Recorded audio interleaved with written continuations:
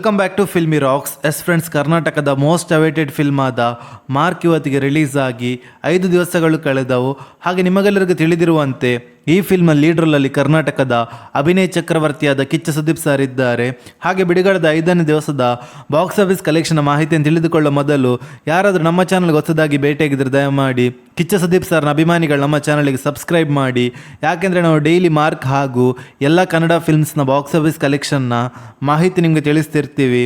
ಅದೇ ರೀತಿ mark film ಬಿಡುಗಡೆದ 5ನೇ ದಿವಸಕ್ಕೆ ಕರ್ನಾಟಕದಲ್ಲಿ 4 ಶೋ ಪ್ಲಸ್ ಅಡ್ವಾನ್ಸ್ ಬುಕ್ಕಿನ ಪ್ರಕಾರ 6,18,00,000 ಕಲೆಕ್ಷನ್ ಮಾಡ್ತಿದೆ. ಹೌದು ಫ್ರೆಂಡ್ಸ್, ಹಾಗೆ ಆಂಧ್ರ ಪ್ರದೇಶದ ಬಾಕ್ಸ್ ಆಫೀಸ್ ಕಲೆಕ್ಷನ್ನ ಮಾಹಿತಿ ನಿಮಗೆ ತಿಳಿಸ್ತಾ ಇದ್ರೆ ಬಿಡುಗಡೆದ 5ನೇ ದಿವಸಕ್ಕೆ 34,20,000 ಕಲೆಕ್ಷನ್ ಮಾಡ್ತಿದೆ. ಹಾಗೆ ತಮಿಳುನಾಡಲ್ಲಿ 63,40,000 ಕಲೆಕ್ಷನ್ ಮಾಡ್ತಿದೆ. ಹಾಗೆ ಕೇರಳದ ಬಾಕ್ಸ್ ಆಫೀಸ್ ಕಲೆಕ್ಷನ್ನ ಮಾಹಿತಿ ನಿಮಗೆ ತಿಳಿಸ್ತಾ ಇದ್ರೆ 47,60,000 ಕಲೆಕ್ಷನ್ ಮಾಡ್ತಿದೆ. ಹಾಗೆ ಈ ಫಿಲ್ಮ್ನ ಹಿಂದಿಯ ಬಾಕ್ಸ್ ಆಫೀಸ್ ಕಲೆಕ್ಷನ್ ಮಾಹಿತಿ ನಿಮಗೆ ತಿಳಿಸ್ತಾ ಇದ್ರೆ ಬಿಡುಗಡೆದ 5ನೇ ದಿವಸಕ್ಕೆ 51,50,000 ಕಲೆಕ್ಷನ್ ಮಾಡ್ತಿದೆ. ಹಾಗೆ ಓವರ್ಸೀಸಲ್ಲಿ 83,40,000 ಕಲೆಕ್ಷನ್ ಮಾಡ್ತಿದೆ.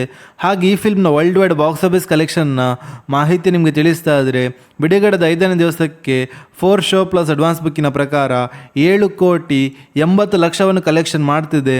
ಹಾಗೆ ಈ ಫಿಲ್ಮ್ನ ವರ್ಲ್ಡ್ ವೈಡ್ ಗ್ರಾಸ್ ಕಲೆಕ್ಷನ್ ಮಾಹಿತಿ ನಿಮಗೆ ತಿಳಿಸ್ತಾ ಇದ್ರೆ ಬಿಡುಗಡೆದ 5ನೇ ದಿವಸಕ್ಕೆ 48,50,00,000 ಕಲೆಕ್ಷನ್ ಮಾಡುತ್ತಾ ಅದ್ಭುತವಾದ ಕಲೆಕ್ಷನನ್ನು ಮಾಡ್ತಿದೆ ಅಂತ ಹೇಳ್ಬೋದು ಮಾರ್ಕ್ ಫಿಲ್ಮ್. ಹೌದು ಫ್ರೆಂಡ್ಸ್, ಈ ಫಿಲ್ಮ್ಗೆ ಎಲ್ಲ ಕಡೆಯಲ್ಲಿ ಕೂಡ ಪಾಸಿಟಿವ್ ರೆಸ್ಪಾನ್ಸ್ ನೋಡ ಸಿಗುತ್ತಿರುವ ಕಾರಣ ಕಲೆಕ್ಷನಲ್ಲಿ ಅದ್ಭುತವಾದ ಗ್ರೋತನ್ನು ನೋಡ ಸಿಗ್ತಿದೆ ಅಂತ ಹೇಳ್ಬೋದು ಡೇ ಬೈ ಡೇ ಕಲೆಕ್ಷನಲ್ಲಿ.